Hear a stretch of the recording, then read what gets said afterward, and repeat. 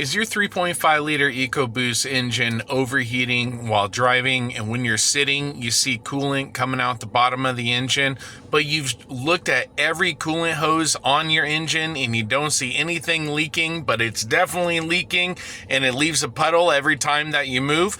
Well, if that's happening, there's a good case that your water pump is blown on your 3.5 liter EcoBoost engine. And with this water pump being an internal water pump, this job is quoted at a minimum of $3,000. But I'm going to show you in this video how to do it yourself for just the price of the parts. So follow along, and if you have any questions, make sure you leave them in the comments section down below. Smash that like button, hit the subscribe button, and let's get you back on the road without breaking the bank.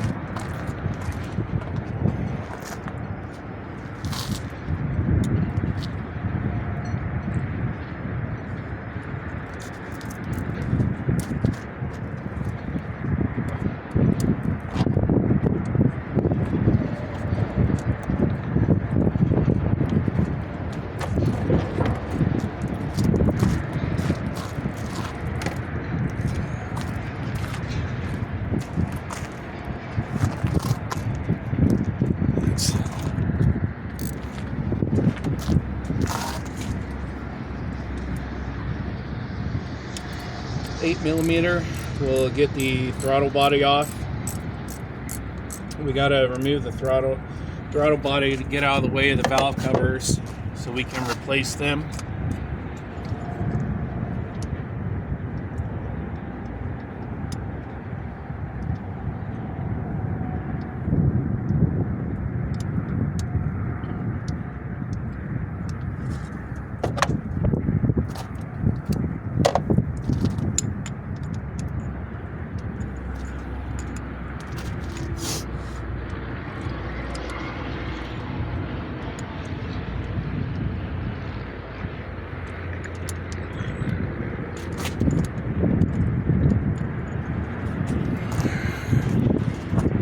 There's one bolt right there.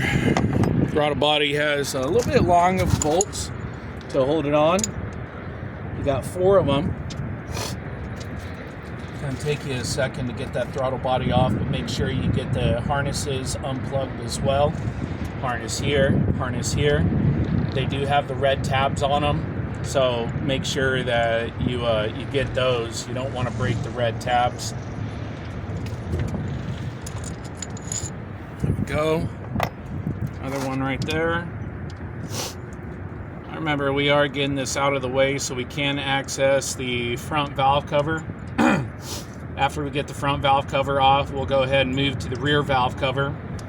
We're getting everything done up top that we need to get done before we take the side tire off, which is the passenger side tire, and we'll go ahead and access the rest of the timing chain cover from the wheel well once we get everything done up top.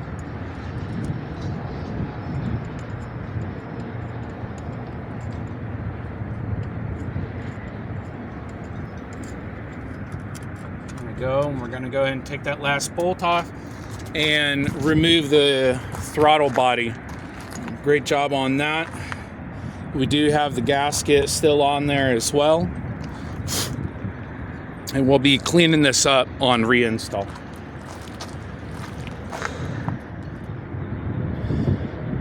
All right, now that we have the throttle body out of the way, we can go ahead and get the rest of the harnesses and the vent lines disconnected from the front valve cover. Get this air intake line out of the way as well. It's going to be just getting in our way of the front and rear valve covers, so we'll have to move that out of the way, move the hoses out of the way, disconnect the ignition coils, disconnect the vent lines, and disconnect the harnesses. So let's go ahead and strip all that down off that front valve cover so we can access all that, and then we will go from there. Harnesses first. Let's go ahead and get those.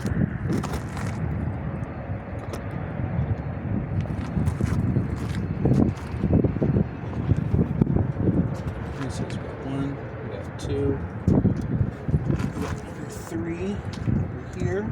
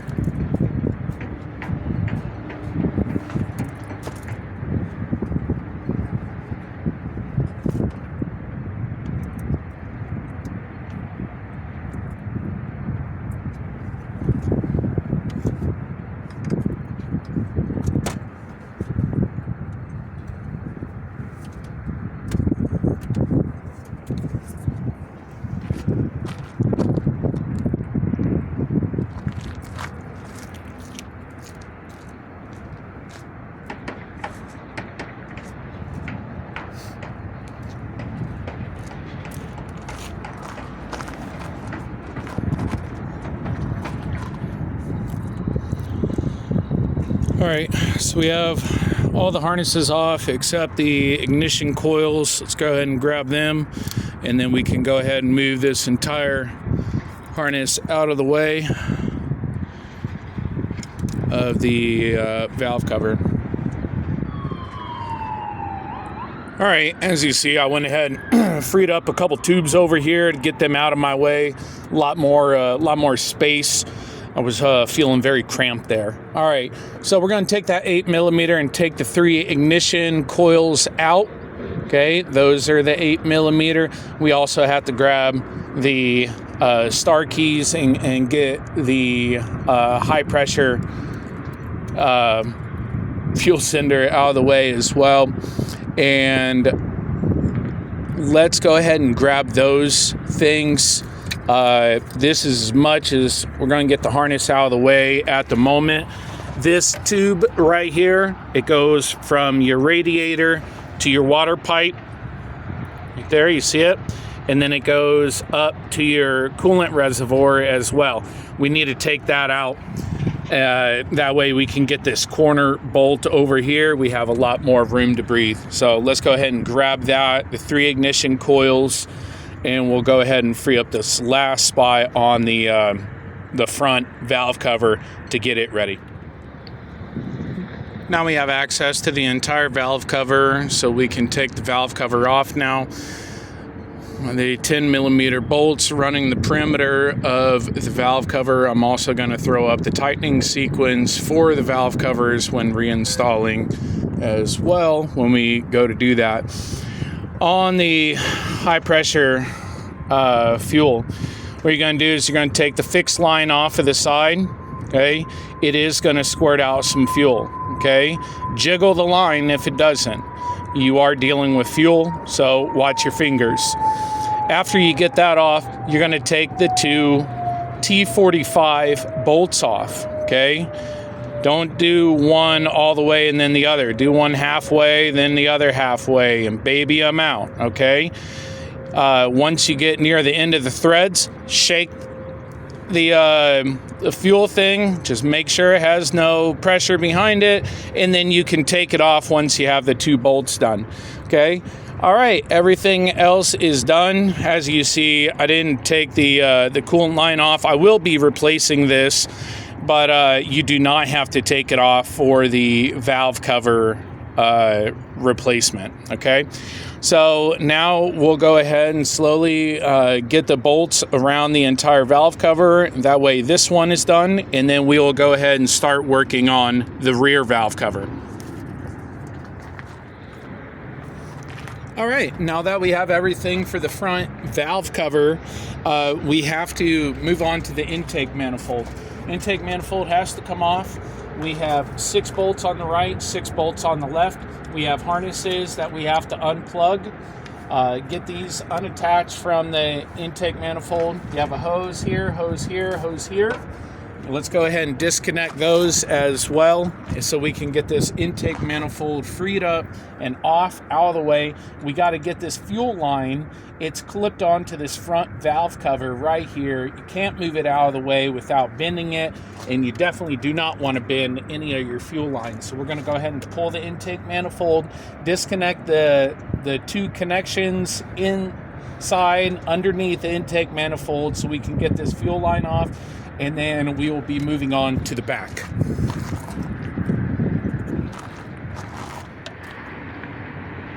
All right, the 2 long bolts on the intake manifold are all the way on the right. The rest are all shorts.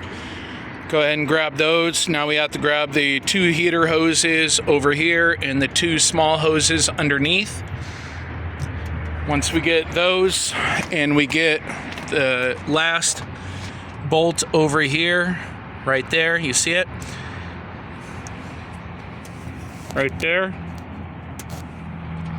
We're going to get that so we can move the fuel line out of the way, and then we'll be able to take the intake manifold off and access the fuel line that is underneath it so we can get that all the way taken off, and that will finish up the front valve cover prep. So then we can get the rest of the harnesses and the bolts on the back valve cover.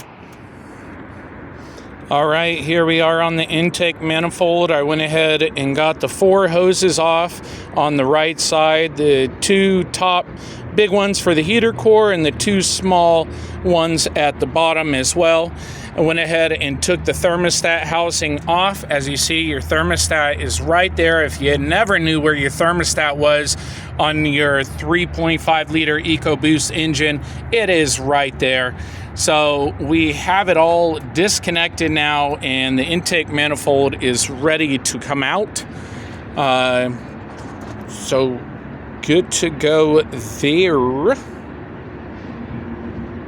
Let's get a little bit more of that thermostat housing. I want people to know exactly where that is, because a lot of people don't know where the thermostat housing is.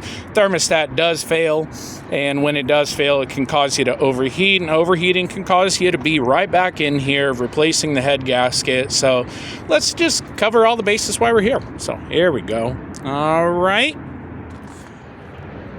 1, 2, 3, 4, 5. Here we go. All right. So we're totally disconnected here.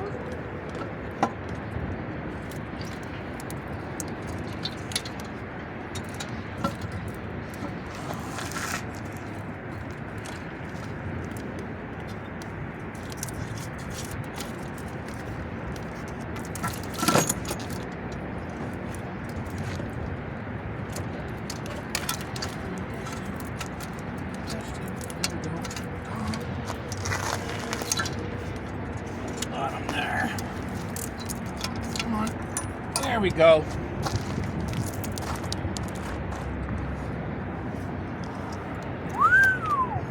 Pretty.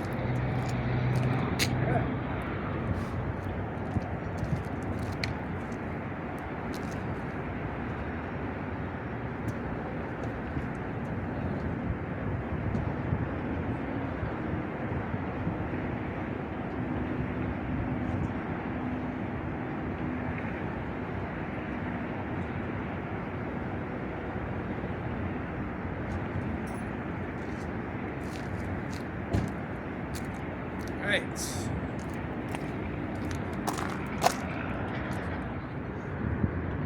All right, now that we have the intake manifold out of the way, we're going to go ahead and loosen up the 2 fuel lines we came in here for. This one and this one, okay? That will get this fuel line out of the way. That way we can access all the bolts on the front valve cover, okay? That will finish up the front valve cover getting prepped, and then we can move to the back valve cover, which we need to disconnect all of the harnesses. Same thing you did on the front. Take the ignition coils off. Those have the 3 8mm bolts, and then we are ready to take all the bolts off around the valve covers to get those removed. So let's go ahead and get that done. All right, now that we have the front valve cover off, we're going to do the same with the rear valve cover. If it has not came off for a little while, you haven't replaced the valve cover gasket, you will have some resistance on these valve covers. They are made out of plastic. I'm replacing mine with aluminum. It's a lot easier to replace the valve cover gaskets in the future, and it'll look a lot nicer. If you want to upgrade your valve covers as well, I'll throw the link in the video description down below, the ones I'm using in this video, which I absolutely love. So let's go ahead and get the rear valve cover off, and then we will have to prep the surface area, the mating surface, and get that all cleaned up. And let's go ahead and get that rear valve cover off, and we'll go from there. Alright guys, now that we have the rear valve cover off, we can go ahead and get the vehicle now jacked up, because we will be going through the passenger side wheel well and uncovering the side of the engine, which is the timing chain cover. We're going to go ahead and start freeing up some space so we can have a lot more access to the timing chain. That way we can go ahead and replace the water pump and the timing chain. So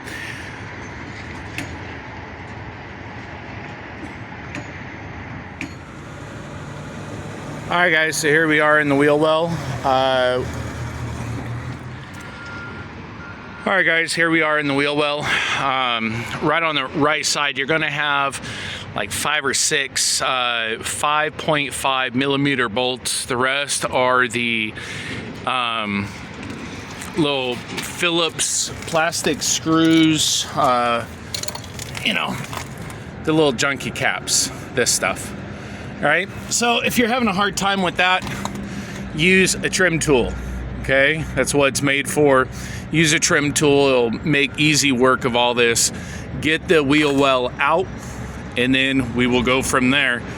We are getting into the timing chain cover. We do have to deal with the serpentine belt, belt tensioner, and a few of the bolt-ons to get that off of the timing chain cover.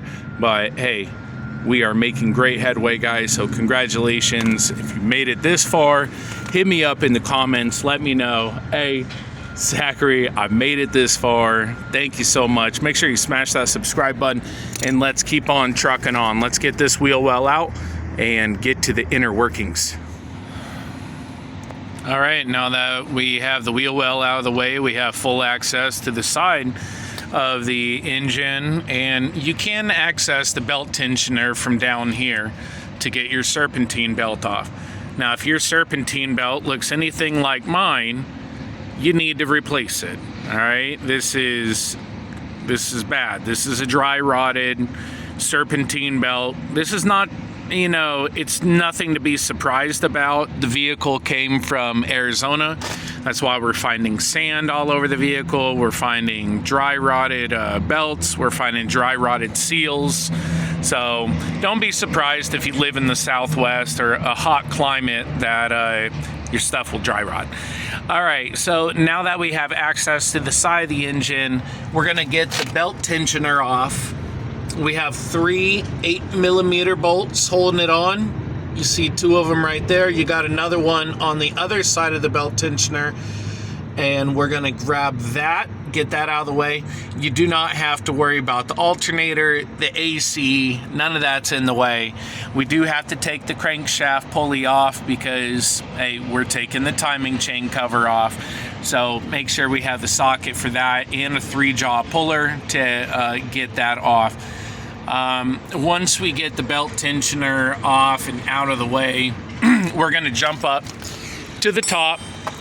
We did take the coolant reservoir out of the way because we need the extra room. The side motor mount will have to be removed so we can take the timing chain cover off. Make sure that you have a jack and a 2x4 handy.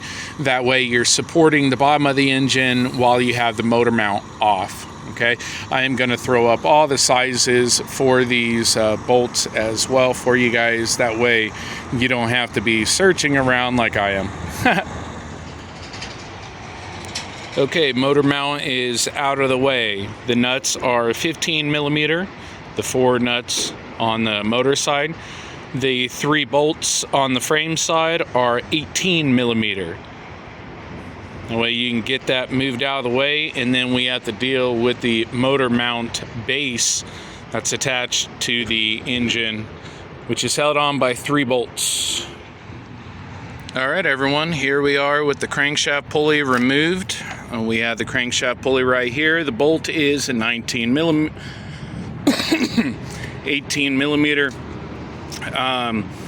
You need a 3-jaw pulley.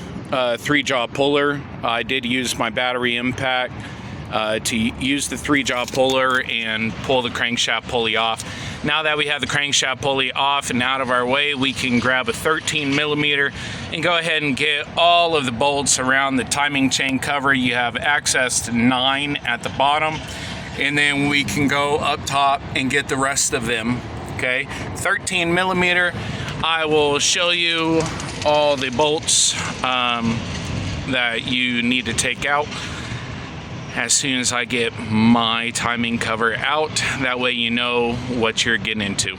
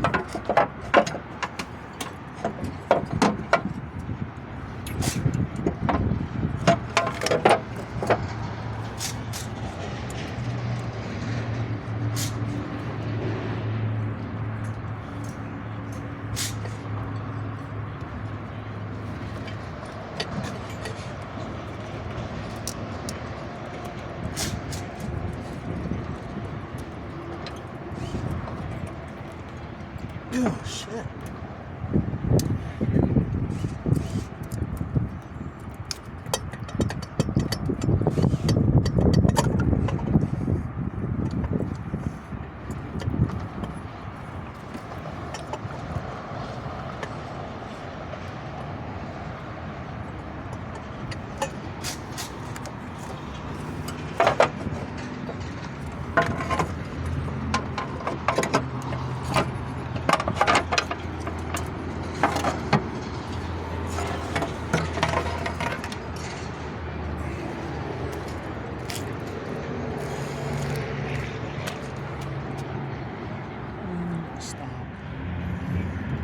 All right, now that we have the timing chain cover off, we are to the inner workings of the V6.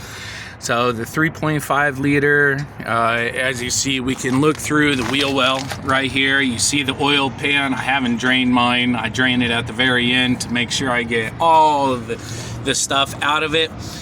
We got our crankshaft right here. As you look up, and you see everything else that we have to replace on this job. This is a great time to pull out your timing chain kit and acquaint yourself with everything that you're seeing on the engine. If you haven't seen the inner workings of the 3.5 liter EcoBoost engine yet, this is it. So hopefully you ordered a new crankshaft seal. That's always a great thing to replace while we're in here. You need a black RTV to rerun the timing chain cover. We're going to go ahead and clean it off with a wire brush and get it looking all pretty. We got some brake clean as well. We are not replacing the timing chain cover as a whole, but if yours did crack, which it's not uncommon, okay, not uncommon, especially if you are tightening it down out of sequence, you could crack it. So if you do need one, this is the part that you have to get to replace the thing. So, all right, so the timing chain cover, we're going to go ahead and pretty that up. We're going to also clean up the mating surface on the engine side. And now we are to the part where check out your timing chain kit. We do have to pull the oil cinders on the left and right camshafts. We have to pull that off so we can get the chain and the tensioners and the guides out. So we're going to do that. I will be throwing up the torque sequence as well for all the bolts and the tightening sequence when we're putting the timing chain cover back in as well. So do not worry. All right, now that we have the oil cinders off the cams taken off, those were held on by three 8 millimeter bolts. We can go ahead and we got the other one as well. The engine should be at top dead center. If it's not lined up, well, that's why we're doing the timing, so don't worry about it. I will throw up where the notches should be at for top dead center. We'll go ahead and take that tensioner out right there. It will relieve the tension on the chain, and we'll be able to take the guides out and the main timing chain. With the camshaft locking tools from Orion Motor Tech, it does come with the socket you need to get the phasers off and the camshaft pulleys. Okay, that way we can get those off and get the secondary chains set. and the primary chain set as well. Okay, so let's go ahead and do that.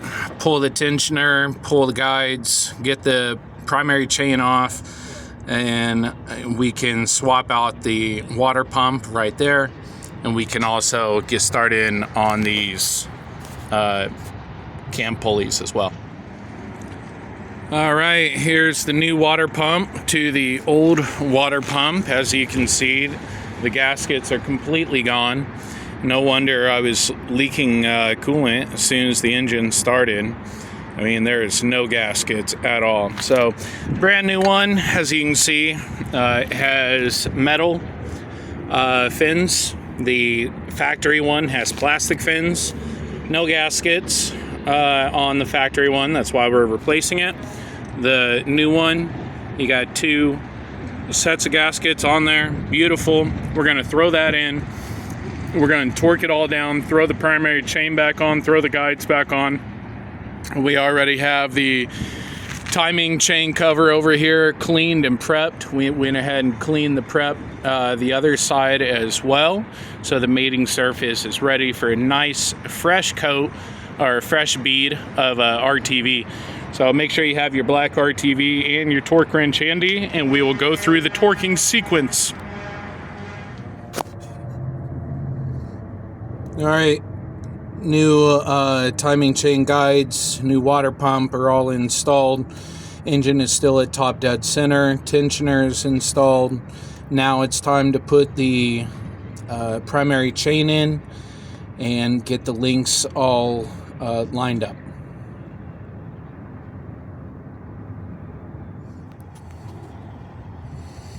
All right, you're almost home free. Once we get the timing cover on, get it torqued down in sequence. I'm going to throw up the torque sequence and the torque specs as well for all the 13 millimeter bolts running the perimeter of the timing chain cover. And after you get that on, you'll be able to get the belt tensioner on and the crankshaft pulley as well. I'm going to throw up the torque specs for the crankshaft pulley bolt, and I will throw up the serpentine belt diagram as well, just in case you need any help. Very simple on it. You have 3 pulleys, 1, 2, and 3. The alternator up there in the upper right hand corner. The belt tensioner will be the last pulley that you put it on. I did find it easier to put this on from up top. So you do have the notch right there in your belt tensioner. Go ahead and get a 3/8 breaker bar, put it in there, and remember, belt tensioner goes on last. So there you go. All right, that is on. So we can go ahead and throw the wheel well back in. We are done in the wheel well, so we can go ahead and throw the wheel well back in, throw the tire back on. Well, we do need to, before we do that, throw the engine mount, side engine mount in and attach it to the frame, and then we'll be able to let the jack down on the engine. Then we'll deal with the wheel well in the tire. So, all right, let's go ahead and get that engine mount on so we can finish this up.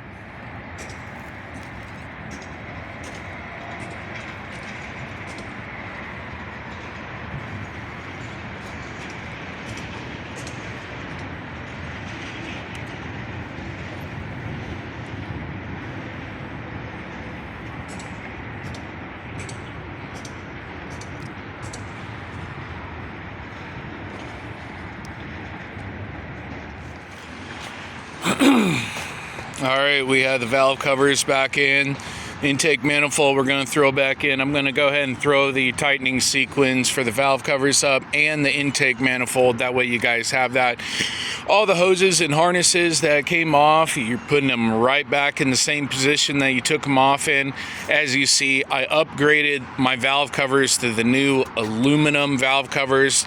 It'll be much easier to replace the valve cover gaskets in the future. The old plastic valve covers, you see them, they look junky, they look worn, the gaskets look just as bad. and I'm very happy with the upgrade. I mean, keeping maintenance easier for myself in the future is my priority. So there we go. New valve cover gaskets are in place. They are tightened down in sequence. I'll go ahead and throw that up for you guys. Let's go ahead and tighten the intake manifold down now, and in sequence, of course, and then reconnect all of our harnesses and hoses. I am installing brand new spark plugs as well on my 3.5 liter EcoBoost engine. There was no problem with the ignition coils, so I'll be throwing new spark plugs in there. So we'll be all good to go there. So let's jump in it, guys. And there you have it. The 3.5 liter EcoBoost and the 2017 Ford Explorer, throw them back together, running great. Just took it on the test drive. Remember, after you have the oil and the coolant all filled up, you want to check for leaks. Start the engine, check for leaks again. If everything's good, then go ahead and take it for the test drive. If the test drive passes and you still have no leaks and no engine codes, then you did it. You saved yourself thousands and thousands of dollars getting your vehicle back on the road with our step-by-step tutorial right here. Hey, make sure you smash that follow button, hit the subscribe button, make sure you like the video. If we saved you a lot of money on your 3.5 liter EcoBoost timing chain and water pump replacement, make sure you smash that like button, subscribe to the channel for even more DIY auto repair, and I will see you guys in the next one. Keep on wrenching, everyone.